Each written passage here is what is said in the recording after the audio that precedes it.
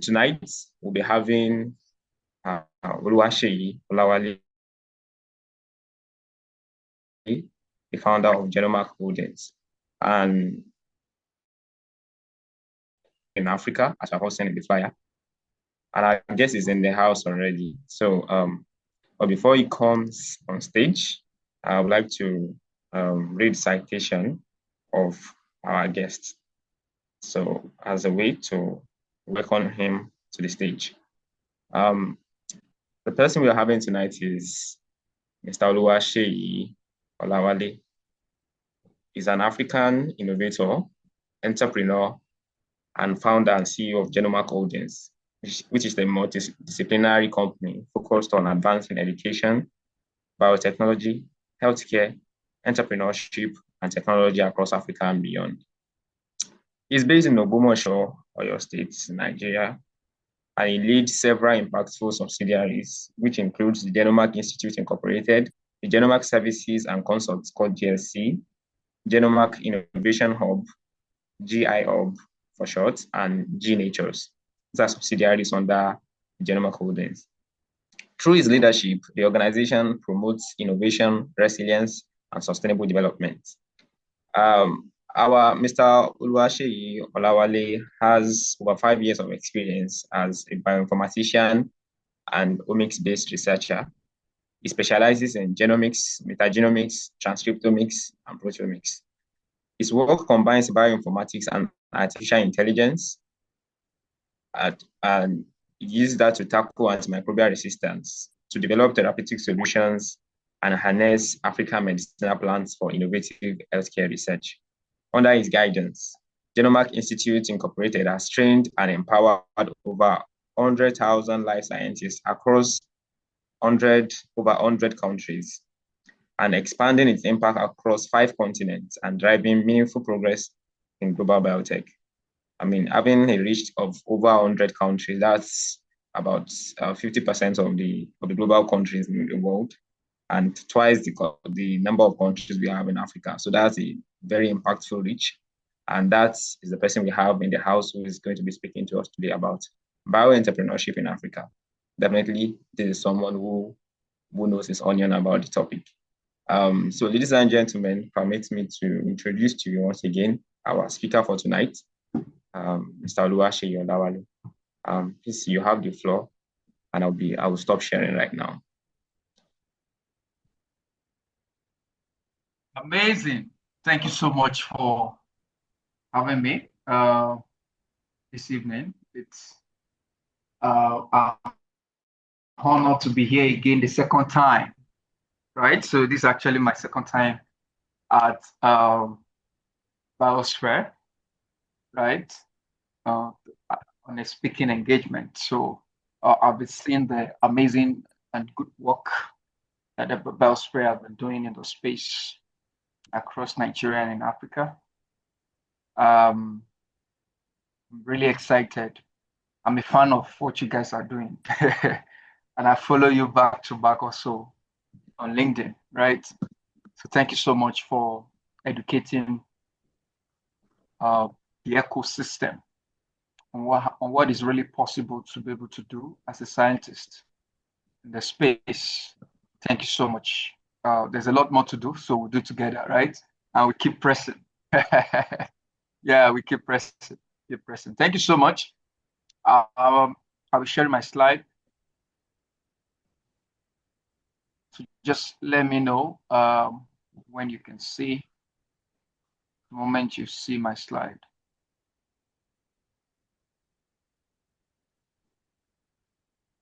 Yes, we can see your slide now. All right. So, and just let me know in case it's not moving, so it can be adjusted. Yeah. All right. So tonight I'm going to be speaking from my experience so far as a biopreneur for the last 4 or 5 years in the space. It's been an amazing journey and a journey full of sacrifice. So I'm going to be actually speak on the subject matter from various points of my experience.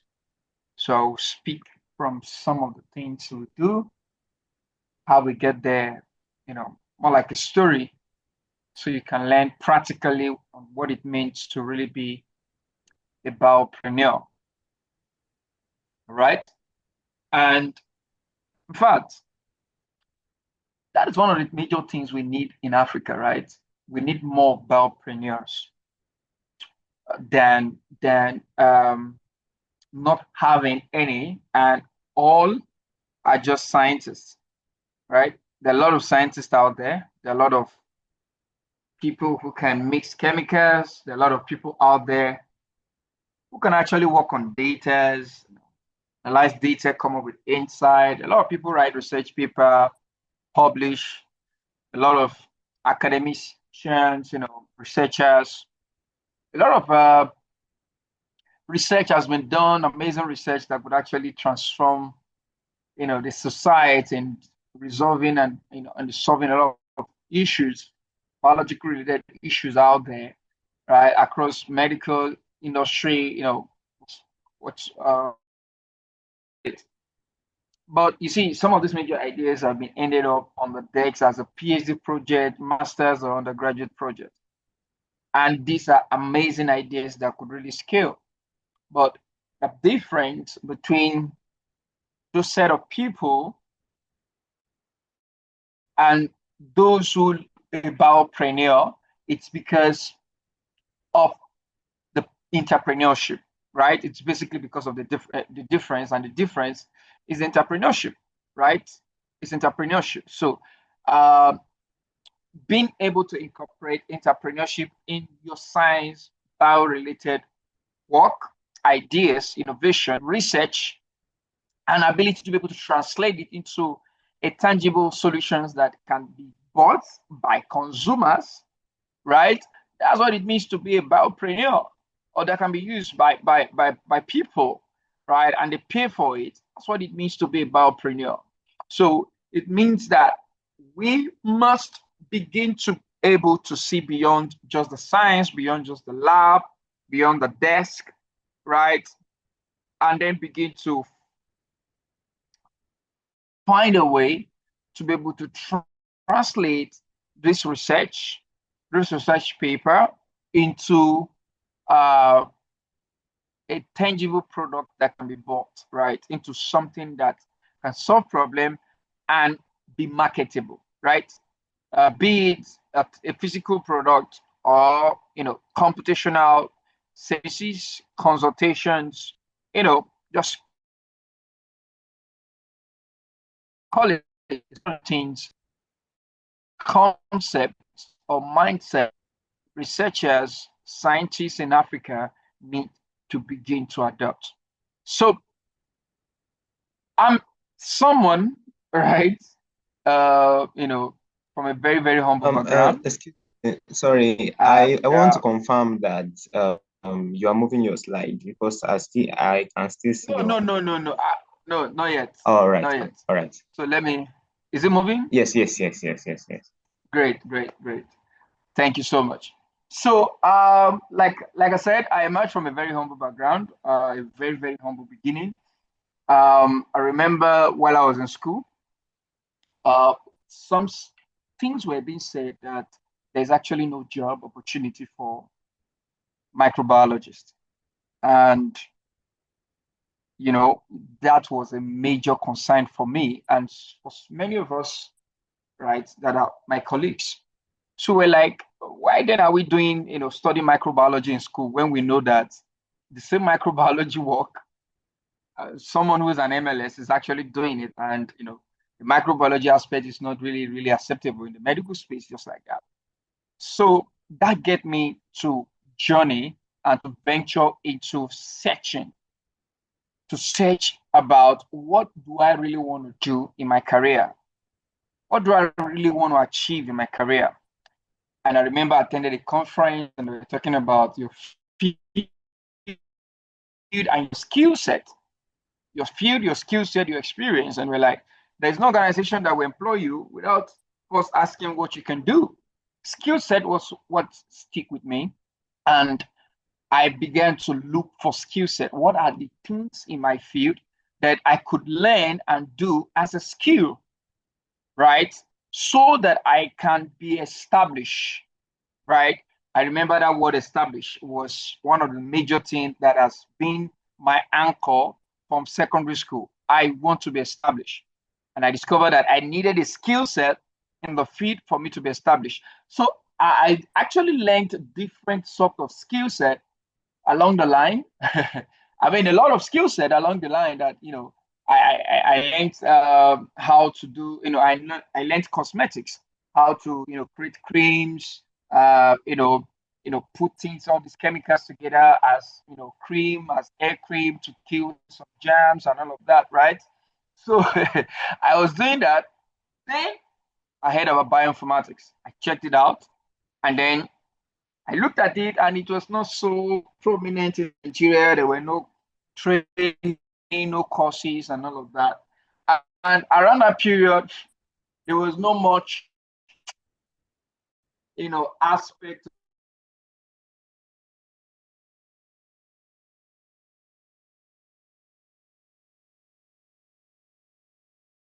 of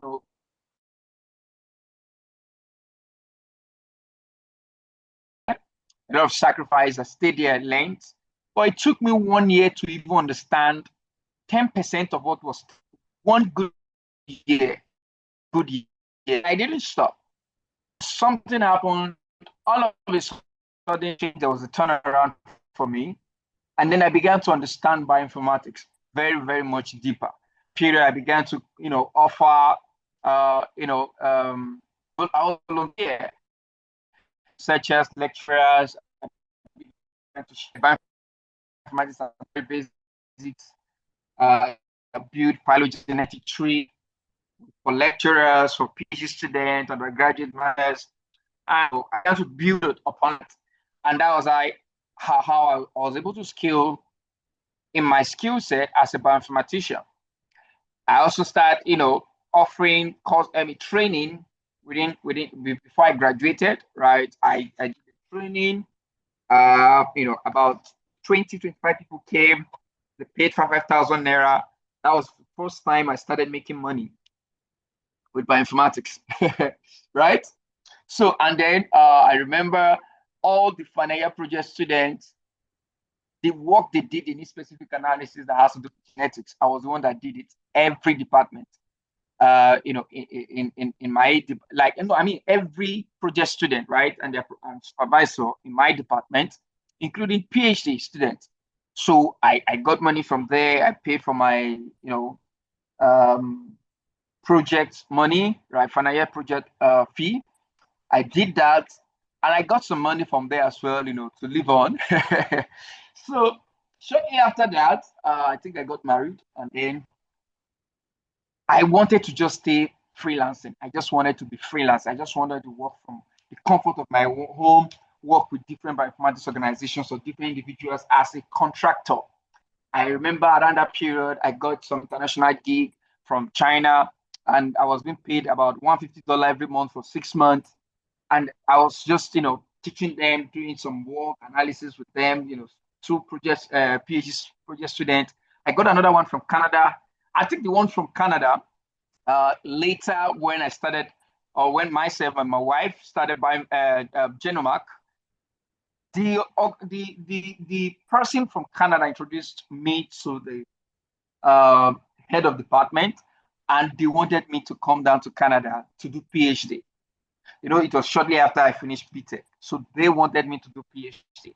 But the truth of the matter is that at that point, we had already started Genomac. We already started building. And sincerely speaking, I had to turn down that offer. Not long after that, I was also offered another PhD in Florida. All right. They wanted me to come down, work with them in the lab, and do research together. Being a PhD student, they're able to sort out my bills. So I also turned that down, right? Why? Because at some point, myself and my wife get to start, speaking. I was like, we're like, what do we really want to do? And then we discovered that we need to build a company that prefer sustainable solutions to contemporary global health challenges. And it was very strong in our heart. One of the major things that drove us was the fact that we looked around Nigeria. There were not much biotech organizations that offer very strong capacity building, not just in Nigeria, in Africa, to build competence in the science space. And that was what led us to launch Genomac, right?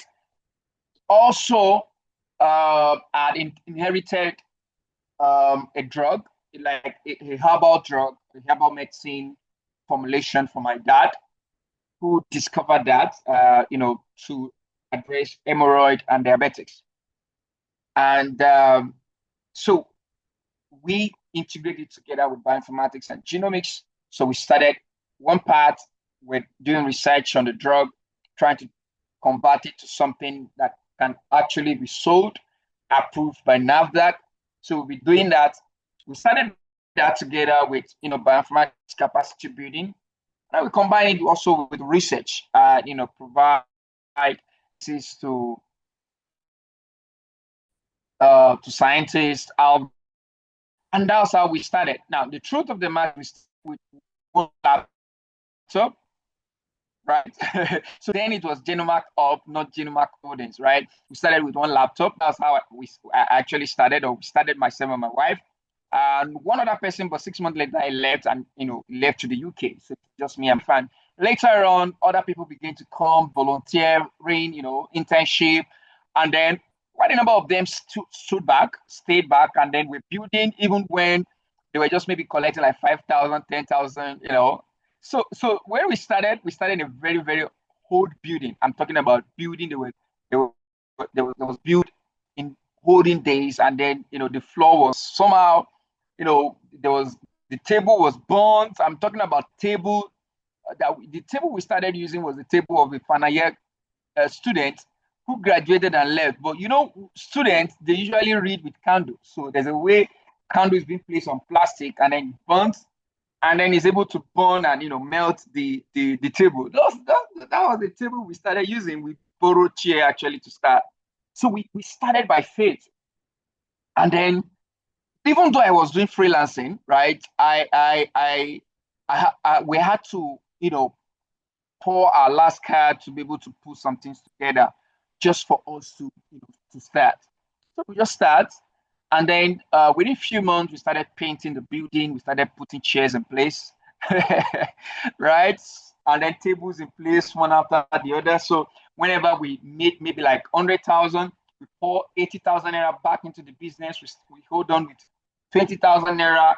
And then, we had to buy a lot of gari and put in the house, just store it at the house. And then, a lot of okra soup, So you get what I'm saying? So it was a journey of sacrifice, because the journey of an entrepreneur, it's not a very smooth one. It's a very, very rough one. And the truth of the matter is, we've seen a lot of startup, a lot of biotech startup, a lot of research failed because people think the moment you have an idea, you need funding. Now, let me tell you the truth. Before we started Genomac, I was involved in an accelerator program in Lagos. We came first position. Like, I came first position after my pitch. Out of everybody that presented, I was number one. Having an investor was so promising. At the end of the day, nothing happened. No investment money. Nothing. No compensation. I used my money to go to Lagos, use my money back, right? So, and then, there was no compensation even for the fact that, we took first position. And around those period, because we took first position, investment money was so promising. But the truth of the matter is, my idea, and get to that kind of stage, you pitched, you understood what business startup is all about. You pitched, you presented, hoping to get funding, and you didn't get any funding, you didn't get any investment.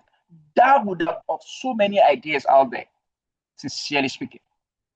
And that has been the pattern of so many startup and idea in Africa, because you don't have a means to make money. Sorry, because you don't have a means to have an investor, or there's no investor to give you money, you think that's the end. So you can't have a startup, you can't have a business. There's something called bootstrapping. We started bootstrap from day one. So the fact that we make 100,000, we return 80,000 naira when we started, was the fact that we bootstrap. That is the fact that we bootstrap. So we started bootstrapping from day one.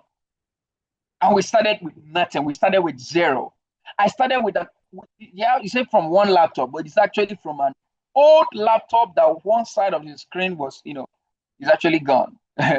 Bone table and all, to a multi-subsidiary innovation ecosystem just within the space of 4 years. It was a journey of resilience. It's a journey that's full of, entrepreneurship, sacrifices, innovation, leadership, and building sustainable impact in Africa. That was the vision: building a sustainable and equitable growth in Africa. That was a very strong vision in my mind.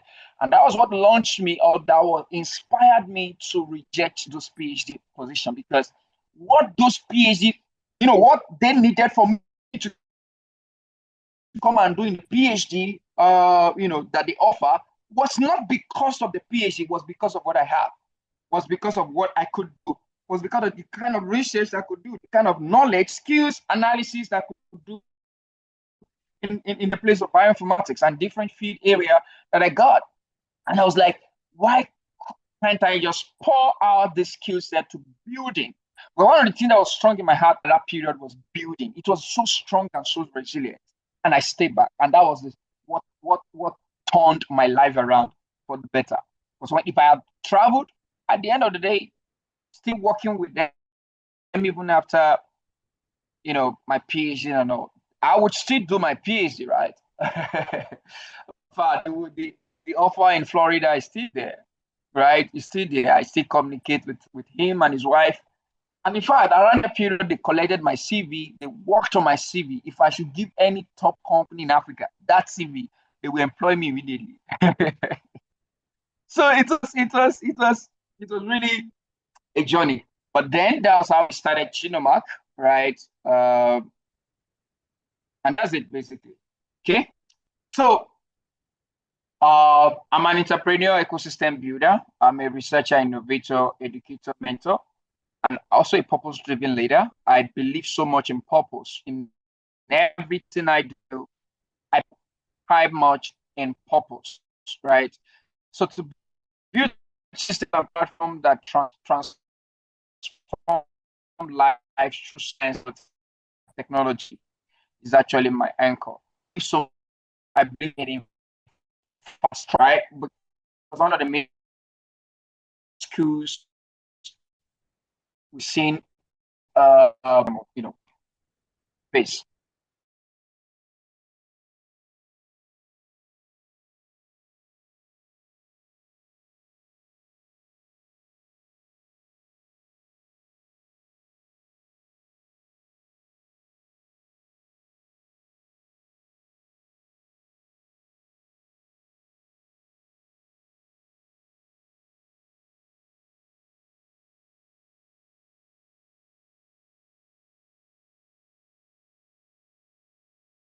On and all.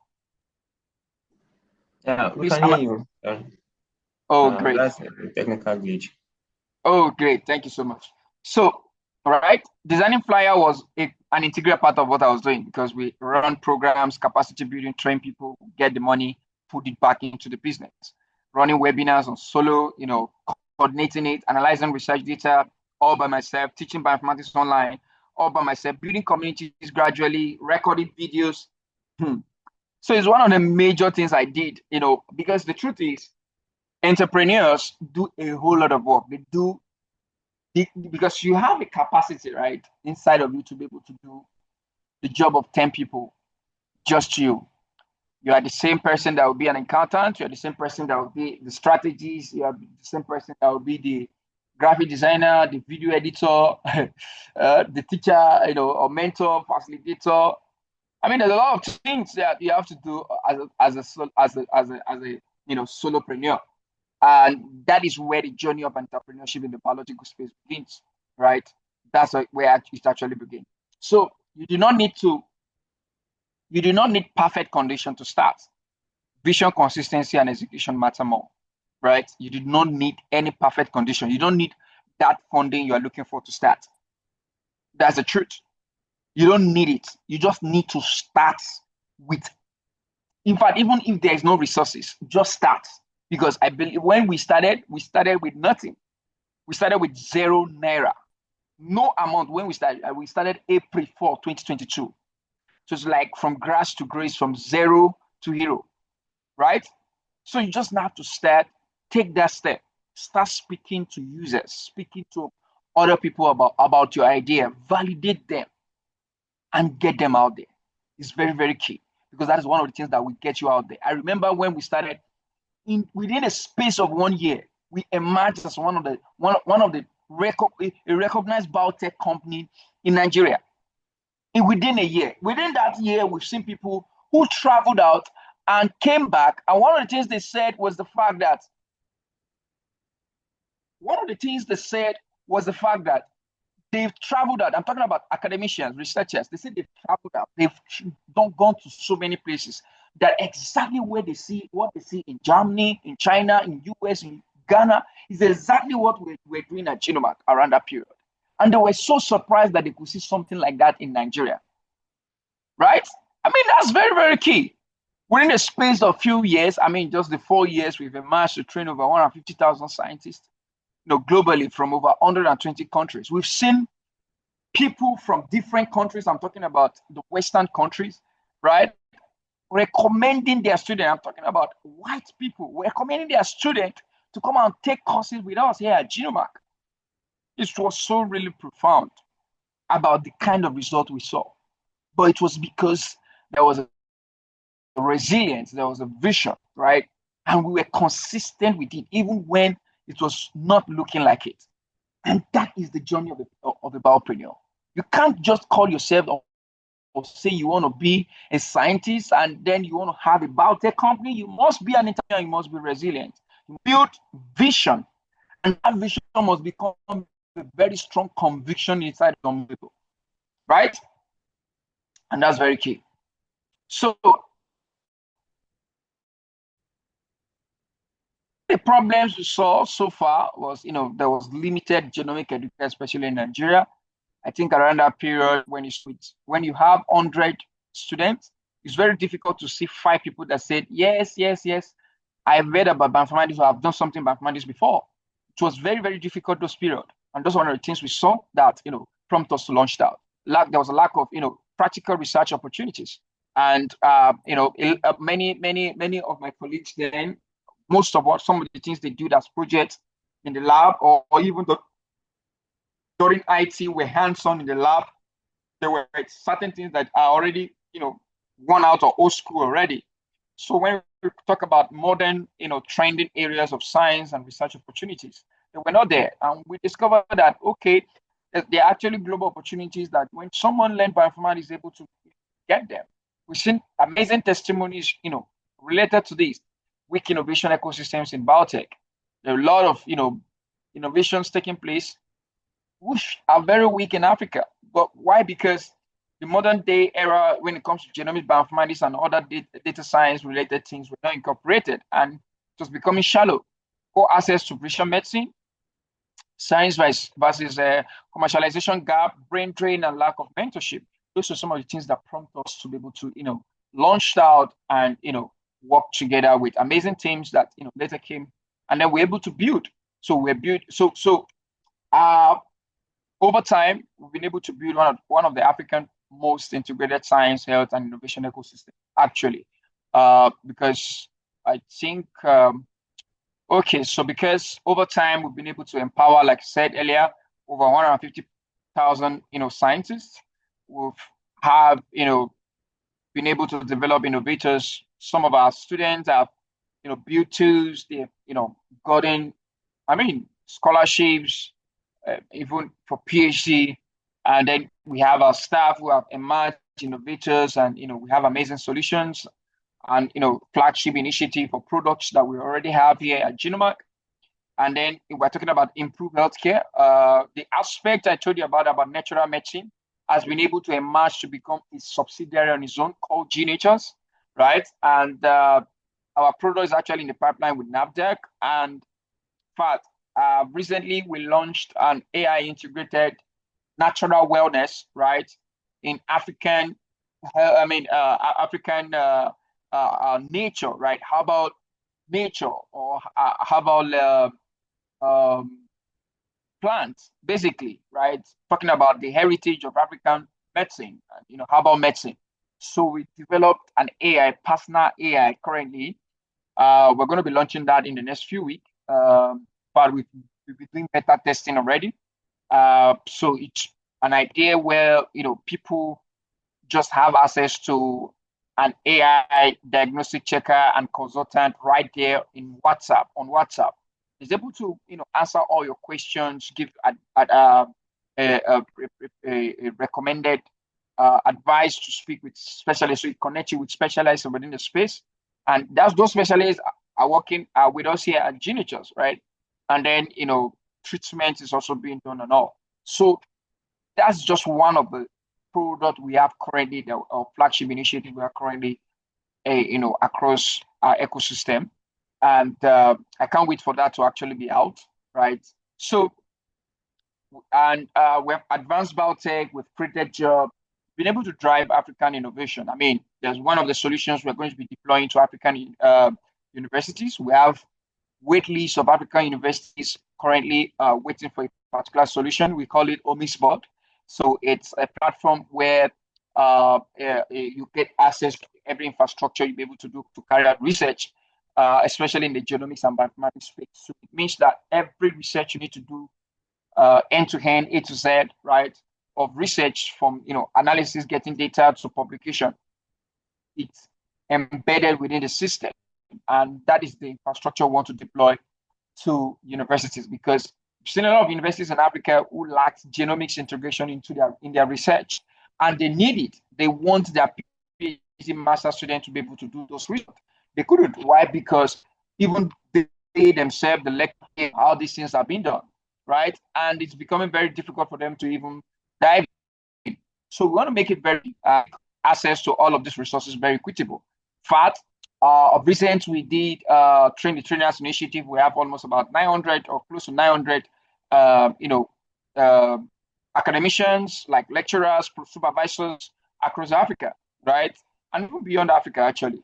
And then so far, we after that, we now launched academic research and implement framework that give researchers access to everything they need to be able to conduct research. Talking about personnel, data, research, right? Access. So we have about 60 or 60 something accepted projects already, or blueprints already, and we begin to work. We started working with these lecturers across Africa with their project student, right? Already we started that. I think 2 months ago, and some research already started. This is just profound, right? Because we need to bridge the gap. We need to address this problem. Now, one of the amazing things is the fact that money will also come from there, right?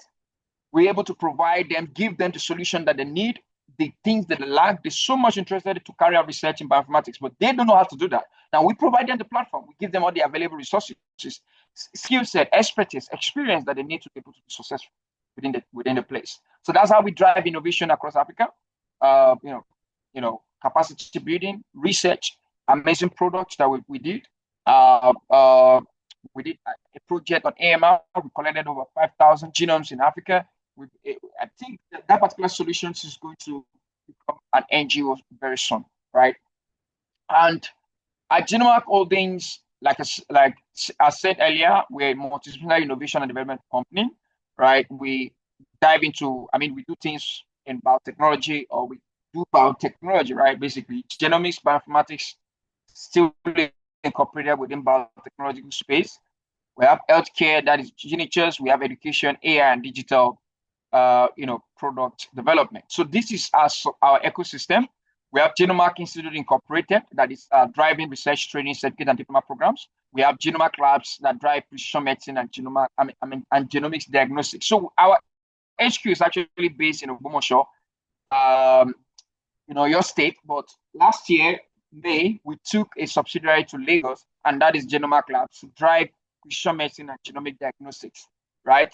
And I'm so excited because one of Bellspare's people is actually the one driving Genomac Labs in Lagos. Am I right? Yeah, I think that's blessing. Yeah, Afolabi blessing. Yeah.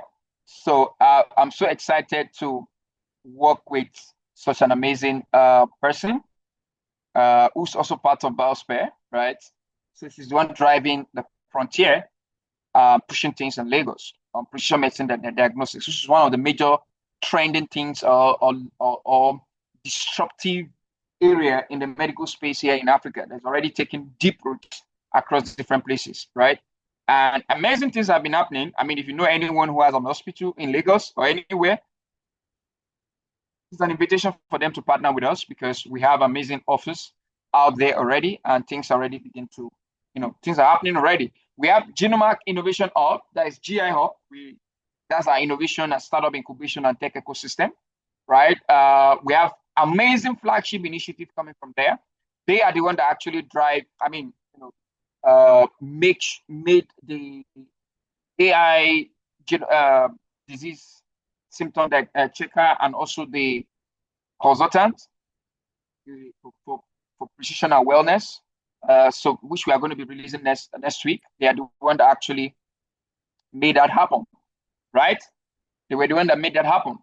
So we have other flagship initiatives at Genomac Innovation Hub. So basically, Genomac Innovation Hub is a team of technological special expertise.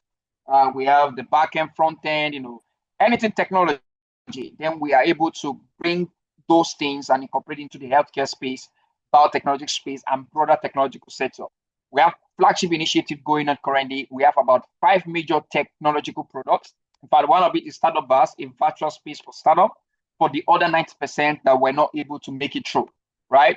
We understood how it's been done, and it was a major concern, right? Because we stayed, we were resilient. And one of the things that helped us was the fact that I was involved in that accelerator program that helped me to understand how startup is really done. But there are so many people in undeserved places who don't understand how to build a startup, especially biotech companies, right? So we have what we call Startup Bus in Genomac Innovation Hub. That particular platform will be launched by next month, which is in June, early June, maybe first week of June. We'll be launching that product for other 90% of aspiring funders, funders with execution problem, right? So they can build right from the space, like a virtual space for startup, right? And every activity they're doing, because we have what we call execution engine. So execution engine makes these funders to work in line with every stage and every how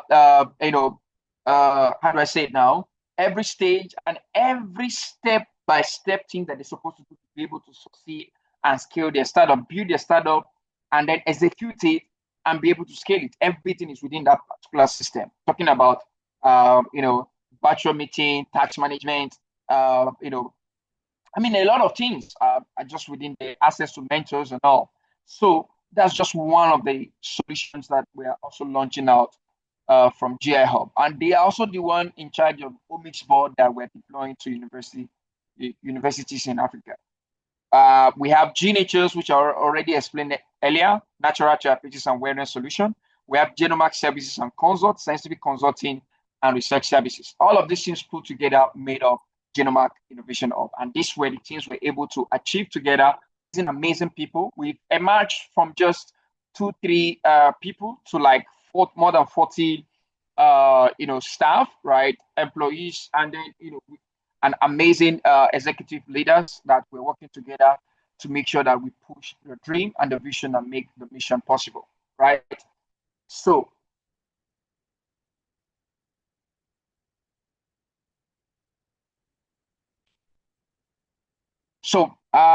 I think that's it basically. Genomics and bioinformatics training, some of the things we do. I've explained some of these things earlier. right? And I've also, so this some of the flagship initiative I mentioned earlier. Omics Board, Tasmania is Health Technology and Wellness Innovation Platform. Satisfier, there's a team specific for each of these flagship initiatives you're seeing.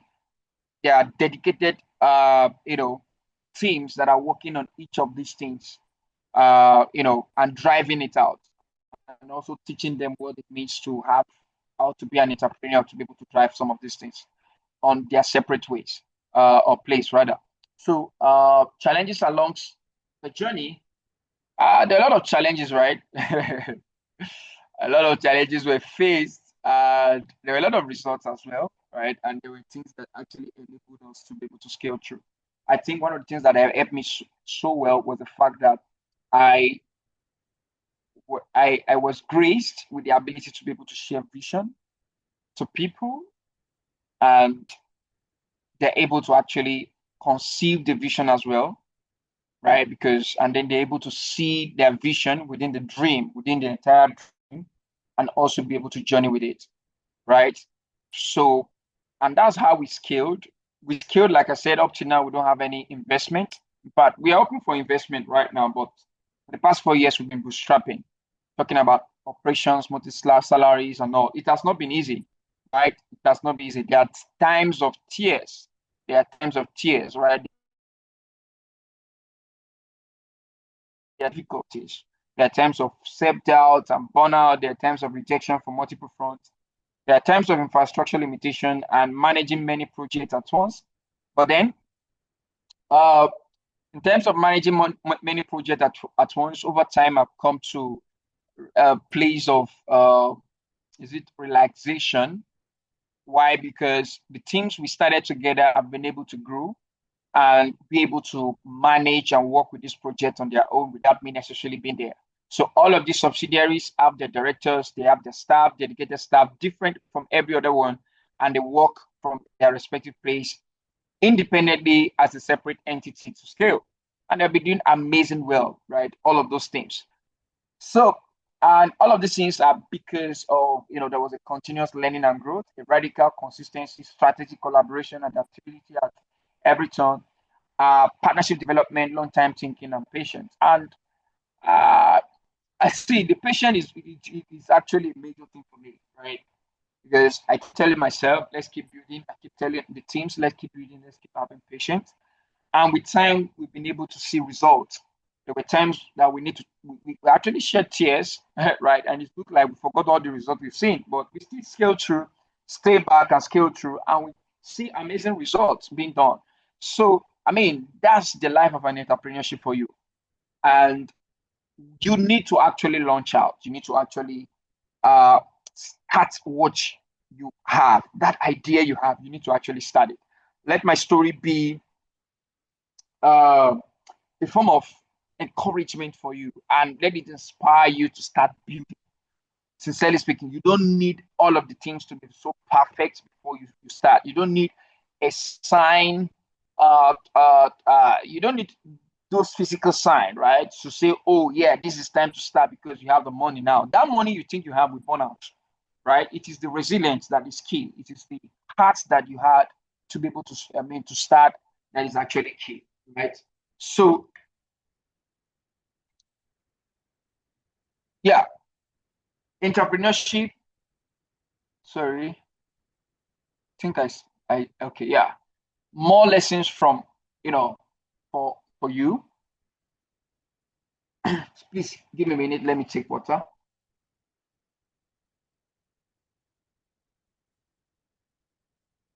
So, as I've said earlier, you're gonna have to start small. Start with, even if you don't have anything, just start. One of the major things you could do without you having any resources or money to start is speak with people. From those you speak with, some of them will join you. They will volunteer. Some would listen. They will be interested. Some will be like, okay, how do you do this? How do you do this for me? Now, one of the things I would like to also share is, in the place of you starting, you need to identify two things. There's something called primary objective and secondary objective. Most times in business, as an entrepreneur, especially in the biotech space, what your primary may not be what will give you money right now. Your primary may be something that also need money to be worked on, because maybe after this session now, you may want to ask questions like, what if some of the biotech solutions are something that you still need money to be able to build up, to be able to build and scale? The truth is that it's essential that you have primary objective and secondary objective. The primary objective is your major reasons why you started out as a biotech, that solution, that idea you are building. But around that idea, what are other secondary things you could do to be able to start generating revenue, such that you are getting money from there to pour it into the primary while you build it step by step until the day that you're lucky enough to get an investment, or you build in 3-4 years and then you'll be able to launch out your primary objective. In fact, let me tell you something. Ever since we started in the last 4 years, this year will be the first time that we started selling our herbal medicine, right? We started, monetizing them and commercializing them. That is in the past we've been working on it for like 3 years, and in the 4th year, we started launching out the primary objective. It was the secondary objective that were giving us revenue for us to be able to do what? To be able to stay, run operations, pay salary, and then get a little part of it back. Most times when you work on primary objective, they could take time, right? They could take time. But secondary objective gives you the revenue you make. They are low standing fruit right now? I don't know. I think it's low standing fruit, like, something you could actually be able to get money from immediately, even though it does not give you the kind of money that the primary objective will actually give you when over time. So you need to start small, right? And you can start from your secondary objective while you start building your primary objective gradually. The secondary objective for us was training, capacity building, and it was one of the things that really, really helped us. Today we have different subsidiaries now. We have flagship initiatives, products that want to, technological products, physical product that want to release out there.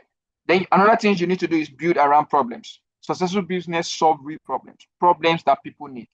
In fact, when the AI precision medicine AI for precision natural wellness that we released as a consultant, AI consultant on WhatsApp, when we released it, within the space of few hours, we got amazing response from people. Some of which I've already booked for interviews. Some of which really want some of our products, right? Some of which really want some of our products in place. So the truth of the matter is that you must build around problems. And some of your problems, like I said, major problems that you're resolving could be the primary, but it could take time. Now look at it. For the past 4 years we're releasing one amazing product that when we started, we didn't even think that we could arrive there. Then you have to learn continuously. You need to grow, you understand, because your growth determines business growth as well. We have, business systems don't depend only on motivation. You must learn how businesses operate. You must understand some business terms, how partnerships are being formed, how partnership can fuel the work you're doing. And that is one of the things that has been really, really helpful for us, right? In able to scale some of our ideas. You must focus on impact first before money. I think one of the things that helped us in Genomac and even got people who stayed back was the fact that they believed in the vision and they understood that it's not money first, but impact. We were able to make impact. We make impact in a lot of people's life. There's no university you get to today, you don't see people who know Genomac. We've been able to impact their life to that extent. So impacts first, the wealth of revenue or money follows, and that is very, very key.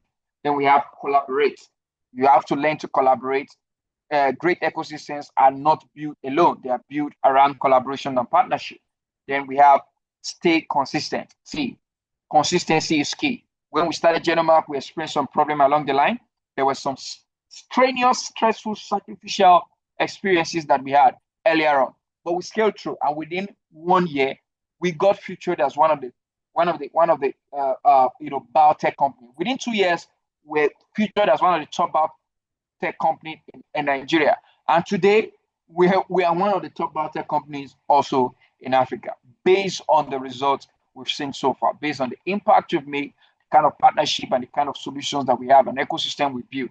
And this is the kind of ecosystem that investors want to see. Like, I mean, you've been able to bootstrap as a biotech startup, you've been able to expand and have different arms and subsidiary, and all of these arms are integrated with each other in such a way that they serve different purposes, achieving the same dream and objective. And at times, the truth of the matter is, when we need funding, at times, other subsidiaries may not be the one to create that revenue at that particular time. It could just be another different subsidiary, or one of the subsidiaries out of all subsidiaries we have, right? That is the power of an ecosystem. So you have to start from small, but by the time you grow, you're consistent, you've been able to build systems and infrastructure, right? Life becomes very easier for you. Revenue making becomes very easier for you. And that is very, very key. And one of the places we are going is expanding precision medicine in Africa. We started in Lagos, Nigeria, and we're expanding gradually, right? We've been able to scale, omics board globally, right? Omics board have trained a lot of people. We actually had prototype. So what we currently have right now, the new omics board we have right now is highly improved version of omics board. But we've had omics board for the past 2-3 years right now. And then we've been using omics board to train a lot of scientists around the world who have emerged as one of the top. In fact, we've indirectly provided 10,000 jobs, 10,000 publications through Genomac, using omics board. Stronger research ecosystems. We have more innovation programs. We have created jobs and opportunity. There have been global competitive African solutions being created as well. So all of these things, is pioneered around the vision of being able to position Africa as a global leader in biotechnology and innovation, across different things we do. So this is my advice for you, as students and entrepreneurship. Don't wait for the perfect conditions. Start with what you have, but start from the school. I started also from the school by training people, by getting contracts while I was still in school, right? And I was volunteering. In fact, start small. One of the smallest places you can start with is start volunteering, right? Look for internship. Even if they are not paying you, even if they ask you to pay, do pay and make sure you do it.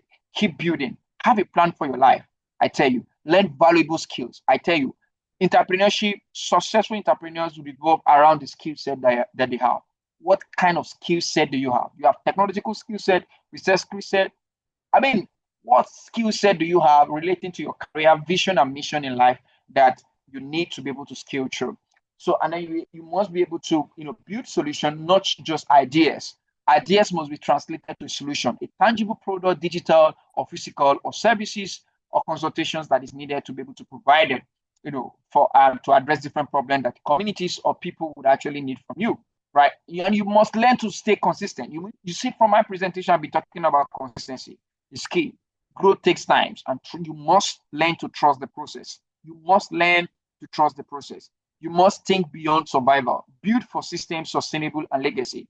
Survival is key. I mean, the secondary part of what I told you about is survival, right? It's survival. It's because you need to survive around that period while you're building your primary. But you must think beyond the survival mode. You must begin to think towards the time that you'll be able to build systems, sustainable, and legacy that will keep you for a very, very, very long time.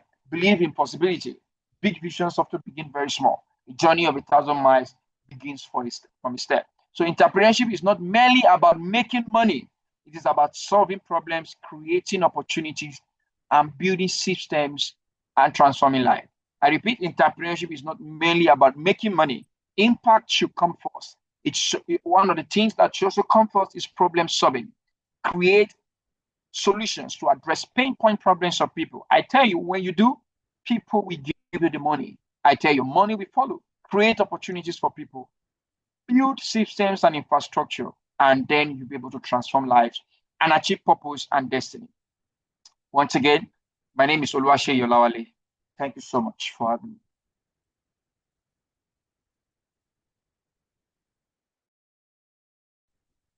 Wow. Amazing presentation. Thank you very much, Mr. Oluwaseyi Olawale. That was a beautiful presentation and full of practical tips and insights. I love the fact that you started with, you didn't hold back on sharing your story, your actual story from the most humble beginning of Genomac to where it is today. It was a fully loaded session, and I actually really enjoyed the presentation. Please, let's commend our presenter in the chat box, please. Let's drop your favorite emojis if you enjoyed the session like I did. Um, please, let's appreciate our presenter.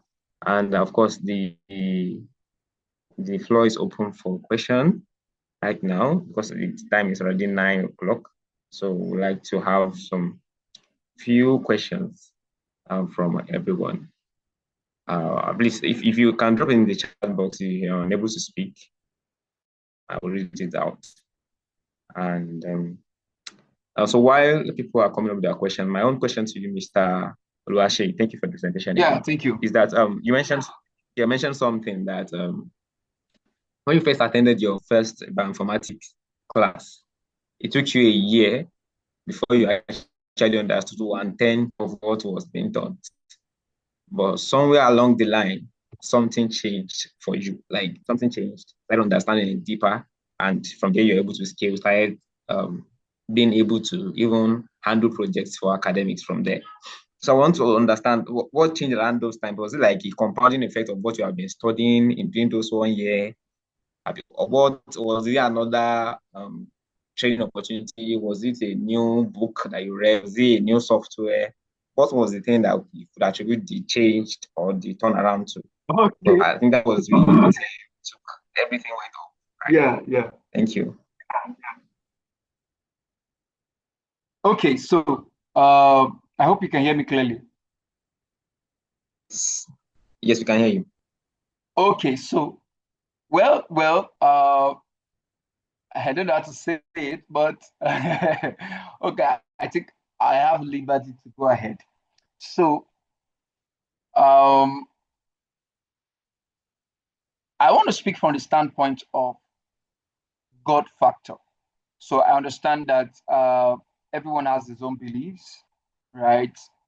And then we have different religion actually. So we can have I mean everybody's here, and I know that I don't want to assume, right? But majority believed that God exists, isn't it, sir? Right? Majority believe that God exists. So within that 1 year period, I was so frustrated, to be honest with you. Are you with me? I was so frustrated. If I tell you that it is because of the compounding effect of what I've been doing before, it is not the compounding effect, right? Actually, it's not the compounding effect. It's actually God. Because I remember that I was so frustrated. And I gave up. And there was one afternoon like that I gave up. You've heard of amazing innovation that took place, right? That there were solutions that we are using in today's world, and it's because somebody had a dream, isn't it? It's because somebody had a dream. And the person now practiced what was written in the dream and he got it. To me, I actually had a dream, right? And in that dream, I was being taught by informatics, right? I was being given, uh, I was being given something in genetics, basically, because I remember I slept, I just closed my laptop, pushed it away, and slept off, and I started crying. That afternoon, I had that dream. To be honest with you, after that dream, I was being taught, right?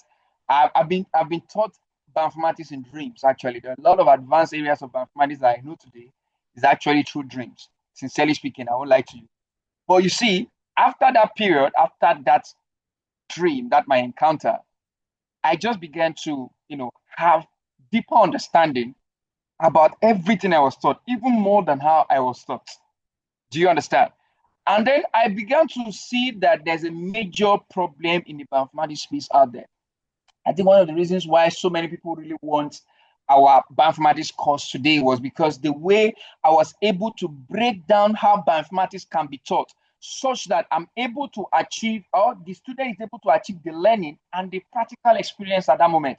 So I don't want what I experienced within those 1 year to happen to them. So I knew the loophole and I created the I created our courses in Genomac to be able to resolve that problem because it was a problem. It may be the training that took place, some people understood, but it was people who already have idea or understanding genetics, basically, right? Maybe before because there were teachers there.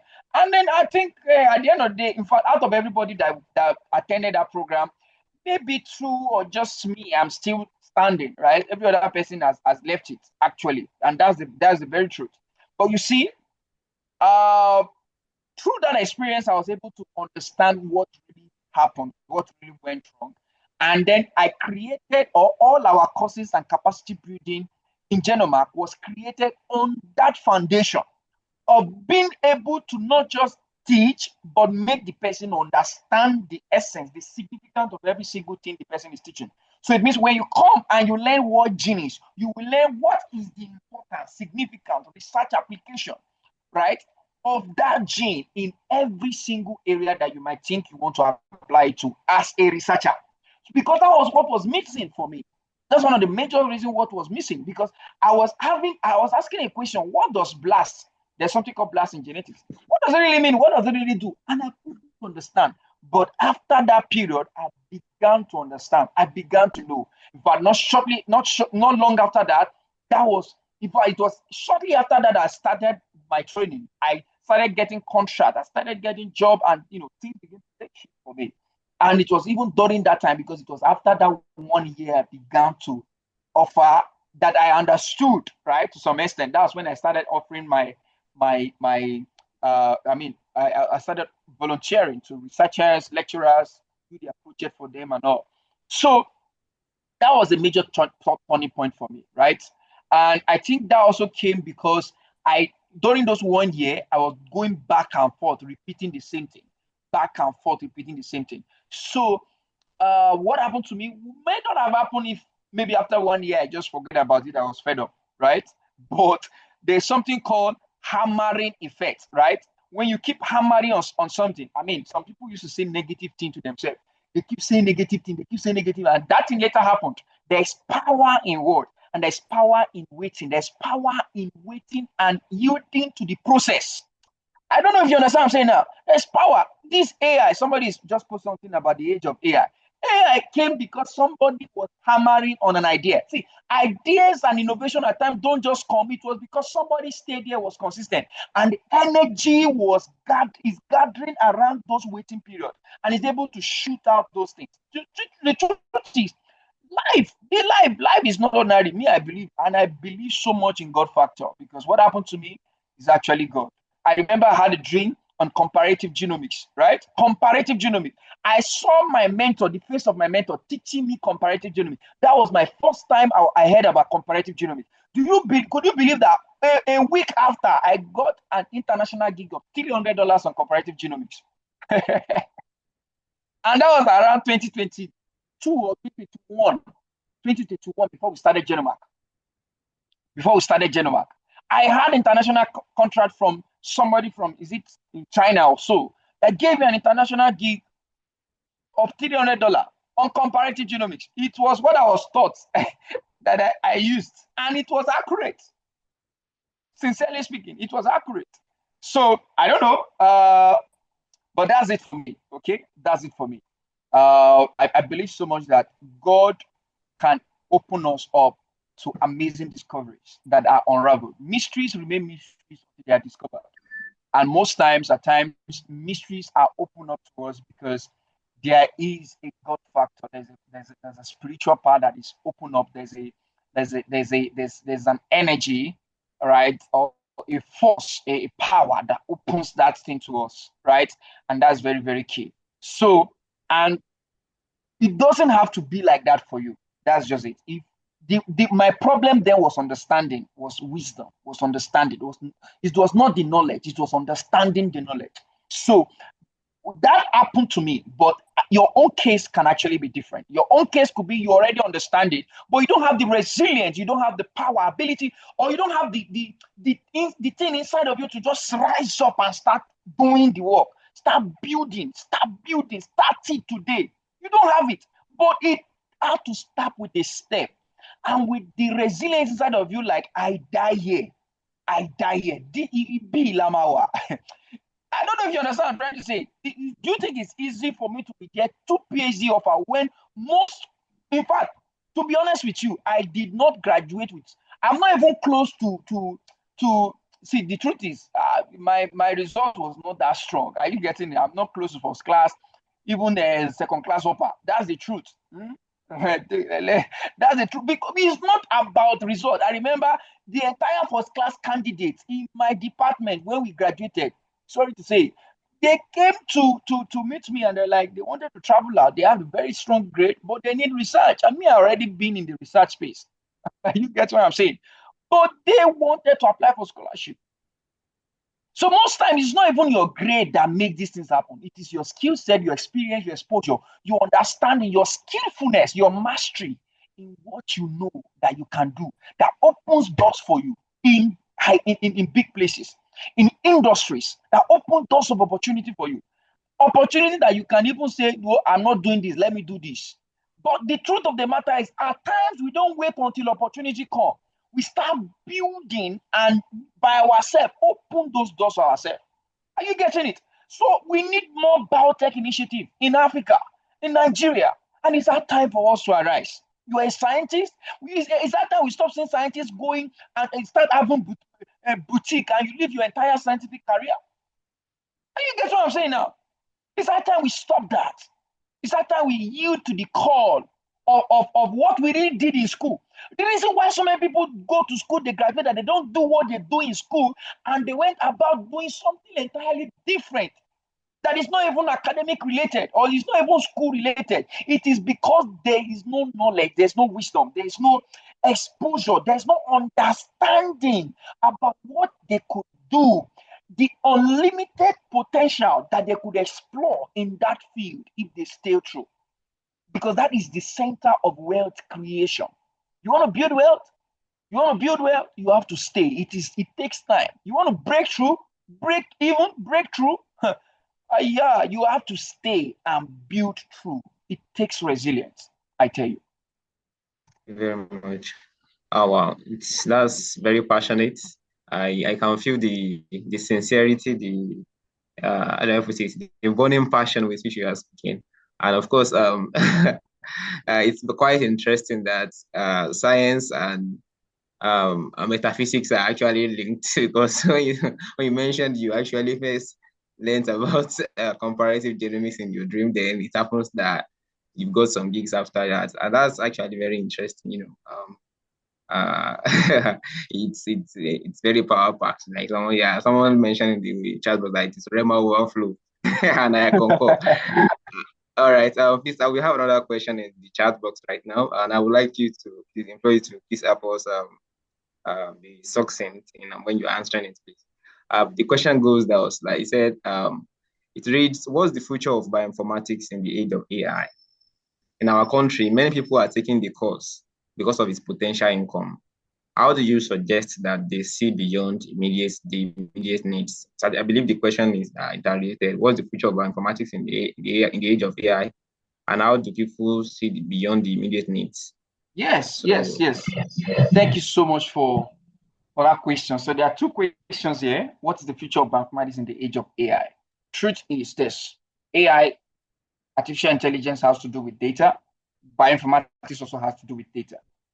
AI is a new phase of bioinformatics that needs to be integrated with what bioinformatics is already doing. Bioinformatics in itself has to do with data science. Actually, it has to do with data. AI cannot replace bioinformatics. That's the truth. Are you getting it? Because bioinformatics in itself, in its integral core, it is also data. It has to do with data.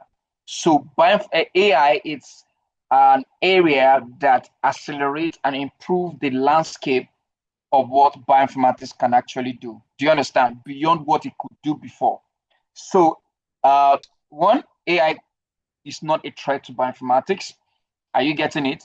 And it can be a threat for somebody that wants to learn bioinformatics because you want to be using it to make job.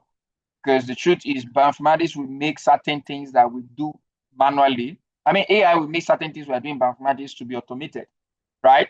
So it's just that you have to scale up and understand how you can deeply integrate AI into the bioinformatics space. For instance, uh, one of the projects we are building here at Genomac is we are currently working on incorporating AI such that AI can actually teach you bioinformatics like human being, basically by opening, having self, how do I say it now? Giving it a kind of self remote control. So it open a software be like Junior Software Eugene, and then it understands the interface, it knows the software, and then it teaches you, right? And so that's one of the things we are looking at. Okay, how do we integrate AI into what we're also doing here at Genomac?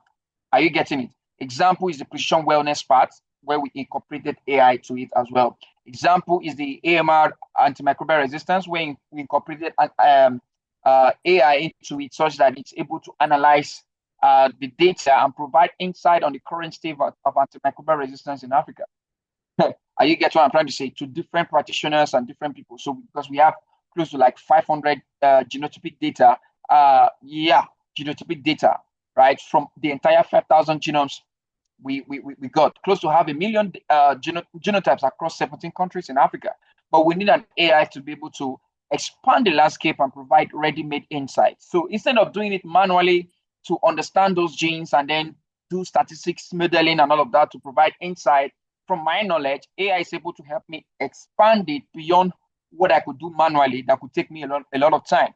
So AI is not a threat. It just comes to expand the landscape and make things more possible than before. So basically, someone who wants to dive into bioinformatics, you must begin to learn how you can use AI in your research work in bioinformatics and able to interpret your data far more better than before.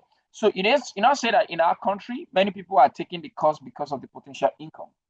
Maybe like taking bioinformatics as because of the potential income. Actually, there's a lot of bioinformatics jobs out there that paid a lot of money, even remote jobs, right? Meanwhile, the truth is, most times, because of the human nature, people want what could actually make them survive now, right? A lot of people think survival mode.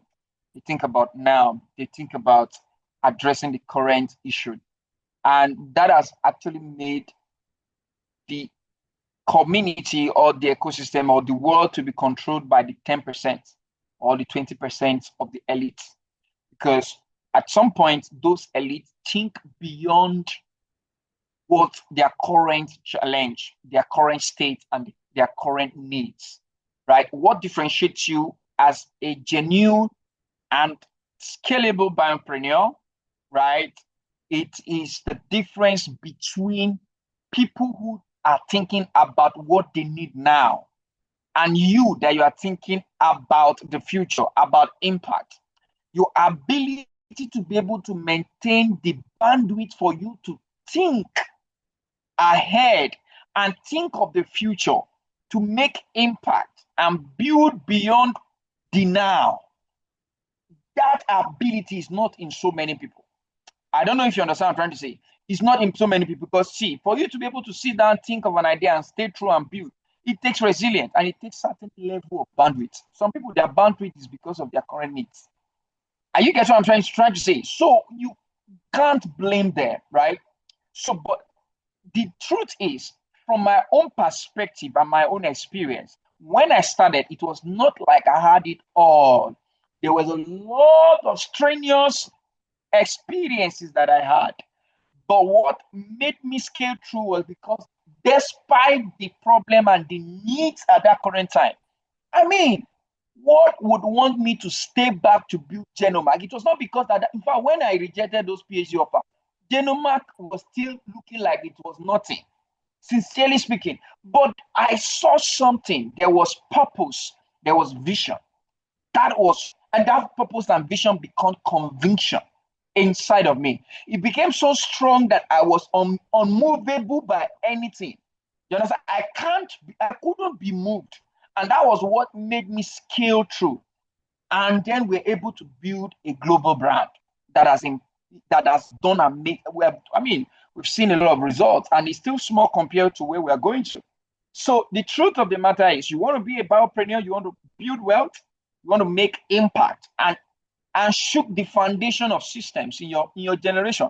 As a scientist, then you have to look beyond the now. You have to stretch beyond your current suffering, your current situation, because that is what will launch you to a lasting experience of comfort in the nearest future. So it is better to pay now and play later, as far as you're a scientist in this field. So that is my advice for those who think that you should do a course, you should dive into tech because of what you get now. That is a wrong mindset. Such people only stay at the tactical level.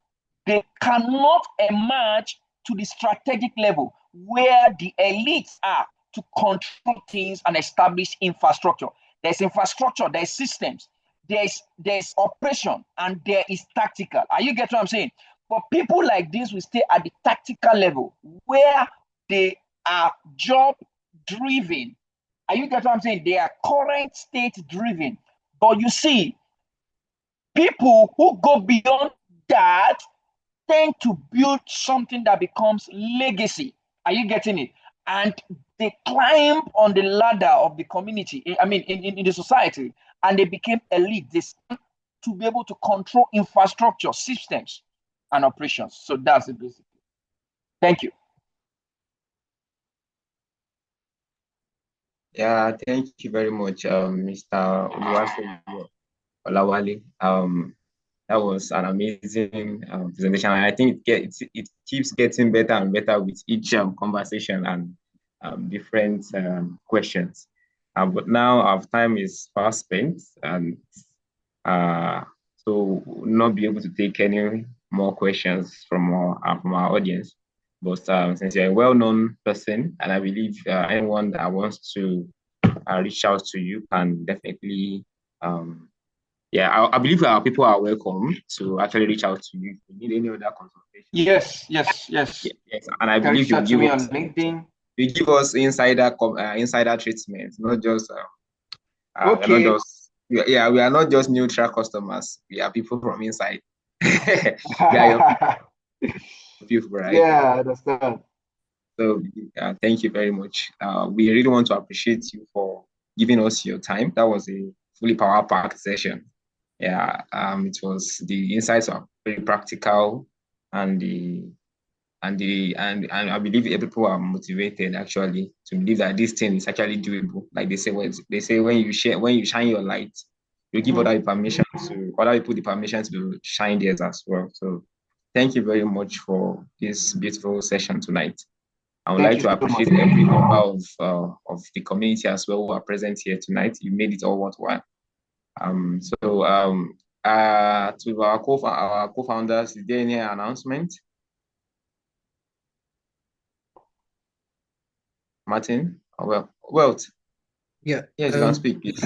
Yeah, not an announcement, but I think I just want to also join you to tell Oluwaseyi a very big thank you for speaking to us this evening and also sharing so much about his work and his experience and perspective so far. I think it's just been a very deeply enriching session. And I think I was just speaking with Martin during the session and how that there is a lot of overlap in some of the terms he uses to describe his work and the institute, and also what the community biosphere also stands for and is driven by. So we just wanted to appreciate his contributions and also tell him thank you so much. And I think I wanted to also mention this. So we've discussed it before within the community, but because it's a talk on bioentrepreneurship, we are also trying to put a couple of things together within the community to just expose members more to bioentrepreneurship and leadership in the African context, to ensure that, as scientists, we're not just thinking about what we do in the lab, but we're also thinking broadly about solving solutions and tackling problems that are of relevance to the continent. So this was like a very provided a kind of very beautiful groundwork for what we are already trying to put together for the community. So thanks a lot, Oluwaseyi. And thanks a lot and all the best with Thank all you so the much for beautiful having things me. you're building. I really appreciate it. Thank you. Thank you.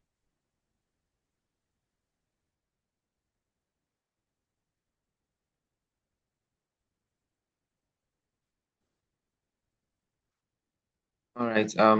Thank you very much for the remark, Wealth. I think this is a good time to draw the curtain on tonight's event. Thank you everyone for coming. It's a good night from here. And of course, good morning to those that are just starting their day in the other side of the world. All right. Bye.